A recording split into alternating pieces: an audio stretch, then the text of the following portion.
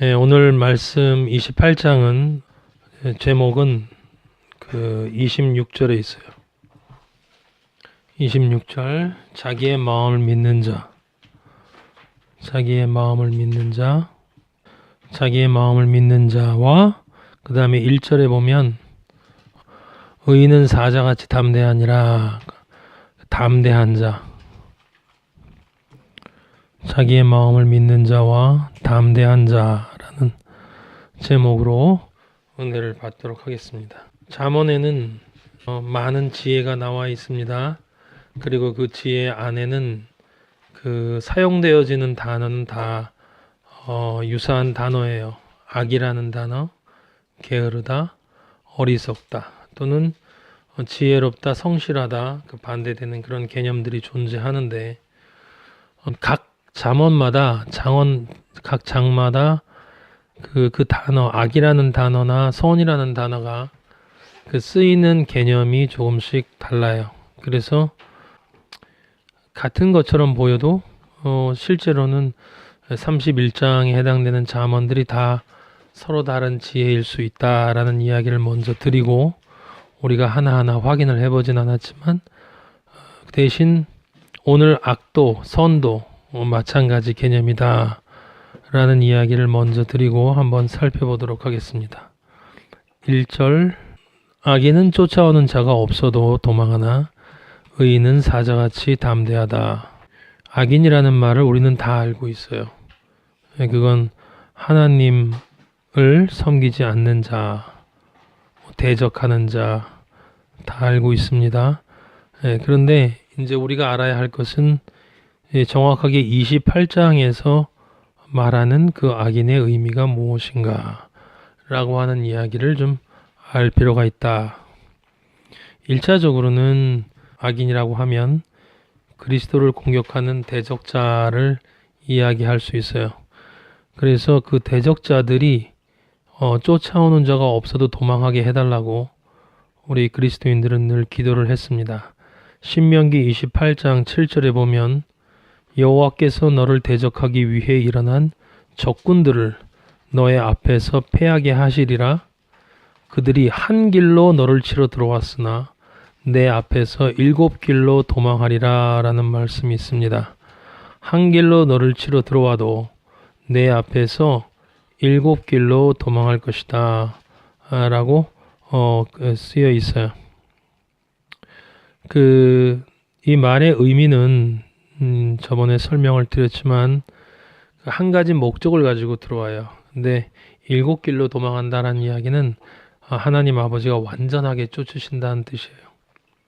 갈래갈래 찢겨 도망한다는 뜻이 아니라 완전하게 쫓아주신다. 흔적도 없이 쫓아버린다라는 뜻을 가지고 있다 라고 여러분이 기억하시면 좋겠고, 민수기 10장 35절에도 이스라엘 민족이 이동할 때 이 괴가 떠날 때에는 모세가 가로되 여호와여 일어나사 주의 대적들을 흩으시고 주를 미워하는 자로 주의 앞에서 도망하게 하소서라고 기도하는 장면이 나옵니다.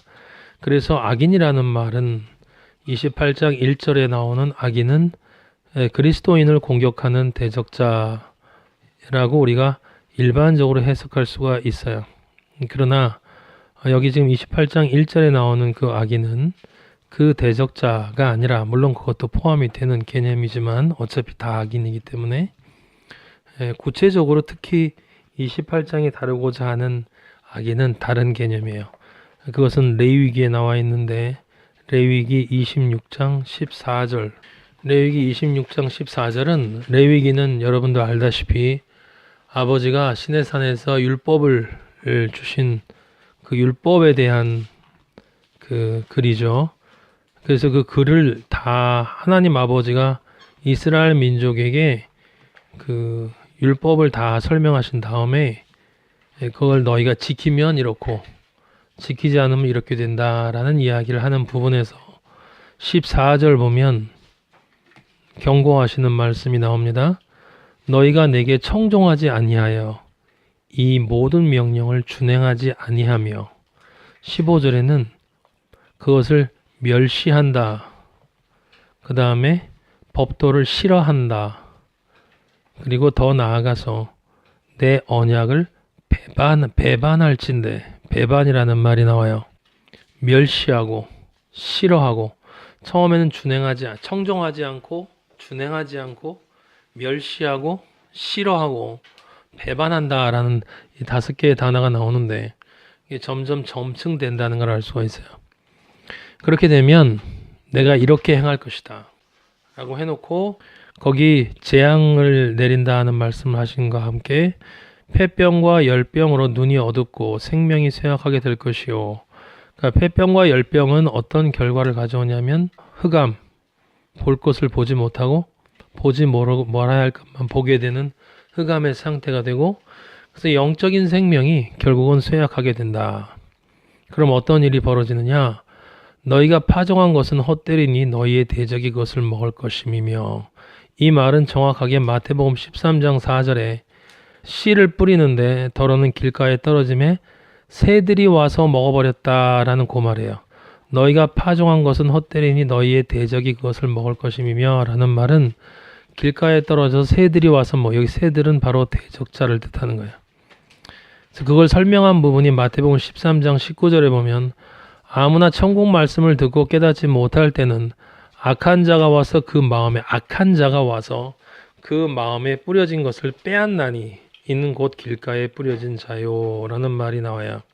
그래서 여기 26장 16절에 너희가 파종한 것은 헛되리니 라는 말의 1차적 의미는 지금 말한 그대로 씨 뿌리는 자의 비유의 첫 번째 개념에 들어가지만 실제로는 여기 지금 이스라엘 민족이 하나님을 시내산에서 만났단 말이에요.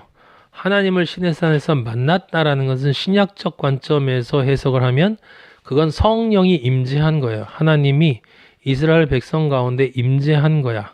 그 임재했다는 이야기는 이들이 하나님을 자신의 구주로 받아들였던 것이고 그래서 시내산 언약이 된 건데 그 상태에서 이들에게 말씀이 들어가지 않는다는 건 결국 씨 뿌리는 자들의 비유에 첫 번째, 두 번째, 세 번째 전부 해당되는 사람들이다라는 뜻이에요. 예. 그러면 너희들이 파종한 것이 헛되다라는 말은 길가에 있는 것처럼 사탄이 와서 뺏어가 버리는 경우도 있고 또 어려운 일이 힘든 일이 생기고 어려운 일이 생기면 너희가 날 떠날 거고 유혹이 올라오고 염려가 있고 걱정이 생겨도 마찬가지로 나를 떠나게 된다라는 말을 하고 되시는 거예요. 지금 이게 그러니까 아버지가 이렇게 한다는 게 아니라 너희가 나를 배반하게 되면 결국 너희의 심령이 그 상태가 되기 때문에 너희는 좋은 밭이 될 수가 없다. 그러면 결국 나는 너희를 고치기 위해서 17절 레위기 26장 17절에 너희를 치리니 너희가 너희의 대적에게 패할 것이요. 그 다음에 중요한 말이에요. 너희를 미워하는 자가 너희를 다스릴 것이며 너희는 쫓는 자가 없어도 도망하리. 여기 정확하게 나와 있죠. 그러니까 잠언 28장 1절의 이야기는 그 쫓는 자가 없어도 도망하는 그 악인은 바로 이스라엘 민족이되 하나님과 언약한 그 시내산의 언약을 배반한 이스라엘 민족을 악인이다라고 얘기하는 거예요. 그래서 그들이 쫓는 자가 없어도 도망하게 된다라고 하는 것입니다. 근데 아버지가 그 뒤에 레위기 보면 참 재밌는 게 뭐냐면 계속 점층되는 이야기를 하세요. 18절에 보면 그렇게까지 되었는데도 내게 청종하지 아니하면 이라는 말이 있고 21절이 보면 청종하지 않으냐면이 아니라 너희가 나를 거슬러 내게 청종하지 아니하면 이라고 점층되고 23절에 보면 이런 일을 당하여도 너희가 내게 돌아오지 아니하고 내게 대항할진대 대항한대요. 대항.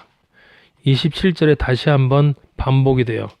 너희가 이같이 될지라도 내게 청종하지 아니하고 내게 대항할진대. 이스라엘 민족이 결국은 대항하게 된다라고 하는 것이죠. 그래서 그렇게 쭉 되는데 그럼 결국 어떻게 되느냐 36절에 너희 남은 자에게는 일단 그 성읍이 황폐하게 되고 거기서 살아남은 자들에게는 원수들의 땅에서 내가 그들의 마음을 약하게 하리니 그들은 바람에 불린 잎사귀 소리에도 놀라 도망하기를 칼을 피하여 도망하다 탈 것이요 그 다음에 또 쫓는 자가 없어도 엎드러질 것이라. 같은 말이 나오죠. 37절 그들은 쫓는 자가 없어도 칼 앞에 있음같이 서로 짓밟혀 넘어지리니 너희가 원수들을 맞설 힘이 없을 것이요 원수들을 맞설 힘이 너희에게 없을 것이다. 38절 너희가 여러 민족 중에서 망하리니 너희의 원수들이 땅이 너희를 삼킬 것이라. 39절 끝에 조상같이 쇠잔하리라. 이게 46절에 보면 여호와께서 시내산에서 자기와 이스라엘 자손 사이에 모세를 통하여 세우신 규례와 법도와 율법이니라 라는 말이 나와요. 그러니까 여기 지금 아버지가 시내산 언약에서 그 이스라엘 민족을 향하여 하신 그 말씀의 그 표현 중에 쫓는 자가 없어도 도망한다 라고 하는 그 악인이 바로 하나님의 규례와 율법과 훈계를 벗어난 자, 떠난 자, 그것을 대항하는 자다 라는 것을 우리가 알 수가 있어요. 그럼 시내산에서 이스라엘 민족은 어떻게 했냐? 바로 어겼어요. 바로. 출애굽기 32장 7절에 보면 여호와께서 모세에게 이르시되 너는 내려가라. 네가 애굽 땅에서 인도하여 낸 네 백성이 부패하였도다.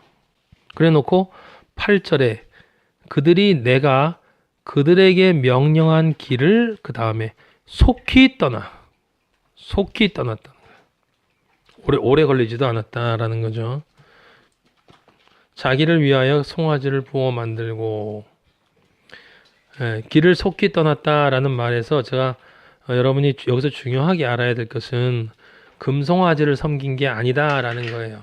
금송아지를 섬긴 게 아니라 하나님을 금송아지로 섬겼다라는 게 중요한 거야. 하나님을 금송아지로 섬겼다라는 게 중요한 거예요. 하나님을 섬기지 않은 게 아니라 하나님을 금송아지로 섬겼어요. 근데 아버지가 볼 때는 속히 떠난 거야. 왜냐? 나를 섬긴다고 하면서 나 아닌 것을 너희의 마음대로 만들어서 섬겼기 때문에. 그게 연결되는 거예요. 지금 잠언 28장에 그 우리 제목하고 연결이 되는 것입니다. 자기 마음대로 믿는 자, 자기 마음을 믿는 자. 그래서 그런 자를 여기 지금 명령하기를 속히 떠났다라는 말 속에는 그런 말이 있는 거예요. 자기 마음대로 하나님을 생각하고 그 하나님에 대해서 자기가 이해한 방식대로 하나님을 경배한 거예요. 그게 금송아지였어요. 그래서 그것에서 출애굽기 32장 8절 뒷부분에 보면 이스라엘아 이는 너희를 애굽 땅에서 인도하여 낸 너희 신이라 그랬잖아요. 그러니까 신으로 섬겼단 말이에요. 근데 여호와께서 모세에게 이르시되 내가 이 백성을 보니 목이 뻣뻣한 백성이다. 교만하다라는 거예요. 교만하다라는 말이 그러니까 여기서 무슨 뜻이에요? 내가 하나님보다 위에 있다라는 말이 아니에요. 하나님을 섬기되 내 마음대로 섬기는 자가 교만이에요. 교만. 내 마음대로 섬기는 게 교만이에요. 그것이 아무리 인간적으로 볼 때 아름다워 보이고 감동적으로 보이고 존경할 만한 일이라 할지라도 하나님을 섬기는 것은 하나님이 원하시는 방식으로 섬겨야 한다라고 하는 거예요. 그럼 결국 지금 여기서 이야기하는 28장 1절에서 얘기하는 악인이라고 하는 것은 구체적으로 말하면 하나님을 자기의 구주로 믿음에서 믿음으로 이른다 할 때 마음으로 믿는 그 믿음을 가진 사람이 이제 하나님의 길 십자가의 길을 따라가야지라고 생각하고 그 말씀을 받고 자신의 광야 40년의 인생의 길을 새롭게 출발을 해놓고서는 곧 자기 소견대로 살아가게 된 사람. 그러니까 은혜를 받고 이제 성령이 내 안에 들어왔다고 믿고 이제 내가 그리스도인이다 라고 하는 확신을 가지고 있는 상태에서 자기의 인생을 살아가기로 결정을 하고 이제 살아가기 시작했는데 실제 살아간 길을 아버지가 보면 자기 소견대로 살아가고 있다. 이러면 나를 믿고 있다. 자기 소견대로 나를 전파하고 자기 소견대로 자기 신앙생활을 하고 있다. 그럼으로써 결국 아버지를 무시하는 기독교인이 되어버렸다. 그들이 대표적인 자들이 누구겠어요? 종교인들, 거짓 선지자들, 감히 만군의 여호와 하나님을 대상화하고 또는 만군의 여호와 하나님을 자기 삶의 도구로 삼고 만군의 여호와 하나님을 자기 마음대로 해석하는 자들, 그래서 그것도 따라가는 사람들 모두 포함해서 바로 악인이다라고 얘기하는 거예요. 그러니까 여러분들이 요 비례되는 것을 잘 기억하셔야 되는 거예요. 지금 이게 시내산 언약에서 아버지가 하셨다는 말씀은 이스라엘 민족이 이집트 죄의 굴레에서 빛을 보고 나왔고, 그죠? 그래서 홍해를 건너서 회개를 했단 말이에요. 회개를 하고 이제 광야 생활을 시작할 때 광야 생활을 시작하기 위해서 믿음에서 믿음으로 완성되어지기 위해서 시내산에서 하나님의 율법을 받는, 즉 창조의 네 번째 단계에 있는 사람들이야. 이제 다섯 번째, 여섯 번째 가야 되는 그 길을 가야 되는 사람들에게 아버지가 경고를 내리셨는데 실제 이스라엘 민족은 그렇게 되었다라고 하는 것이죠. 다행인 것은 물론 그렇다고 해서 아버지가 아버지의 뜻을 실패하신 것이 아니에요. 그죠? 각 개인들은 전부 자기들의 길을 가게 됐지만 이스라엘이라고 불리우는 영적 이스라엘인 교회는 결국 예수 그리스도를 통해서 완성되었고 하나님께서 예레미야와 이사야를 통해서 예언하신 것처럼 새로운 언약을 통해서 완성되어졌어요. 그거는 뭐 아버지의 길이고 사람의 길은 또 사람의 길이기 때문에 중요한 것은 하지만 교회라고 불리우는 아버지가 영적 이스라엘이라고 말씀하시는 그 전체 교회가 중요한 게 아니라 하나하나의 영적 이스라엘로서의 나라는 교회가 중요하다 이 말이에요. 나라는 교회. 나라는 교회가 중요하다. 그래서 내가 이 악인이 되어서는 안 되겠다라고 하는 것입니다. 악인이 된다라는 말이 뭐예요? 야, 지금 그 쫓아오는 자가 없어도 도망간다라고 하는 건데 신약에도 보면 바울이 그런 걱정을 한 부분이 나와요. 고린도 후서 11장 2절에 보면 내가 하나님의 열심으로 너희를 위하여 열심을 내노니 내가 너희를 정결한 처녀로 한 남편인 그리스도께 드리려고 중매함이로다. 그러나 나는 뱀이 그 관계로 하와를 미혹한 것 같이, 그 다음에 이제 얘기가 나옵니다.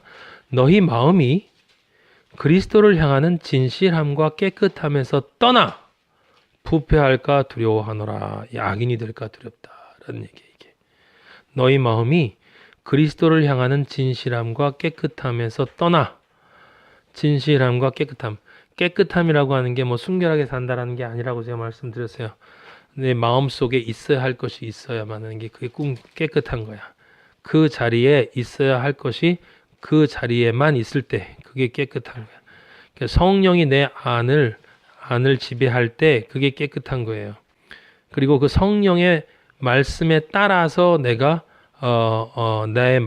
나의 삶을 살 때 그게 진실함이에요. 성령의 이끄심에서 벗어나게 되는 것이 부패야, 부패. 근데 부패라고 하는 것은 냄새나고 썩는 거거든. 그러니까 부패된다라는 것은 무슨 뜻이냐면 이미 여러 번 행위가 이루어졌다는 뜻이에요. 그래가지고 그게 습관화되어졌기 때문에 점점 썩어가고 있다라고 하는 것이에요. 그러니까 그 전에 돌이키라는 이야기지. 그래서 11장 4절에 보면 이제 얘기가 나와요. 진짜 얘기가 뭔지. 만일 누가 가서 우리가 전파하지 아니한 다른 예수를 전파하거나 거짓 선지자 얘기하는 겁니다. 혹은 너희가 받지 아니한 다른 영을 받게 되거나 혹은 너희가 받지 아니한 다른 복음을 받게 될 때에는 너희가 잘 용납하는구나. 너희가 잘 용납하는구나. 그러면 어떻게 된다는 얘기예요? 부패한다는 이야기예요. 베드로후서 2장 15절에 베드로도 같은 말을 해요. 우리가 읽었던 그들이 바른 길을 떠나 미혹되어 바른 길을 떠났다.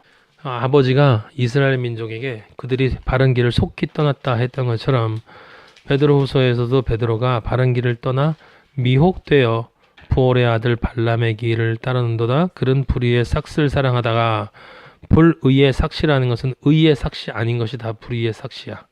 의의 삭은 오직 성령이 인정하는 것만이 의의 삭시예요. 그것을 벗어나는 것은 내가 아무리 그것을 하나님을 난 섬기려고 한 건데요? 라고 얘기를 해도 소용이 없어요. 하나님을 내가 아무리 사랑하는 마음을 가지고 있다 하더라도 그 하나님을 바로 믿지 못하면 그건 다 불의에 삭시되는 거예요. 전부 아버지가 볼 땐 자기 의만 쌓는 거다 이런 얘기예요. 자기 의, 인간적인 의만 쌓는 거다 라고 하는 거예요.